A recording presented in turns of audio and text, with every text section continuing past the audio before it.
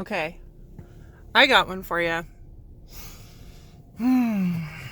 Isn't it real interesting how something that you prioritize as important doesn't ever get responded to, and then the one time that you do something, somebody else says, "Where are your priorities?" When that whole time their list of priorities was making sure that you were the one that was doing it, and when you were trying to count on them, all they could do is blame you. What does that say? What does that say about them? But really, what does that say about you? What does that say about me?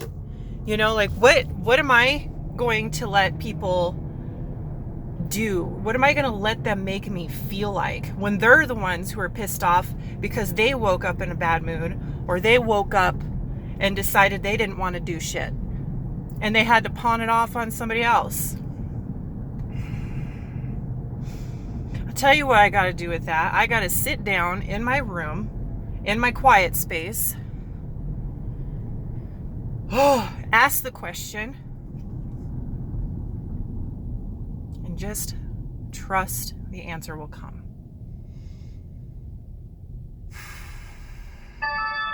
I know so many of you go through the same types of things, and you know, it's one of those things where I want to feel like I'm heard. I want to feel like I'm respected. And so when people will respond to me in a way that is disrespectful, when what they're complaining about is exactly what they do,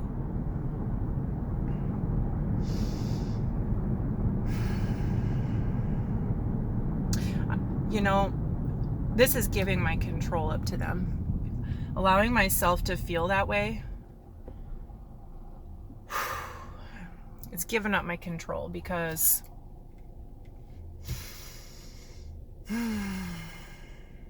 based on their behavior, I'm taking it personal and reacting. And that's them. It's good to collaborate and work with people, but ultimately, I don't have to accept somebody else's anger or frustration as my own anger and frustration. And you know what? The whole point of all this is to explore and learn from all of the feelings and all the experiences. And ultimately, what we're getting closer to is joy and love. And so the more I am able to find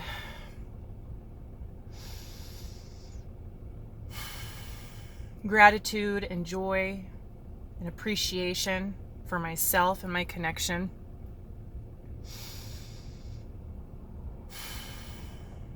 the more easily it will be for me to not take other people's problems personally as my problem.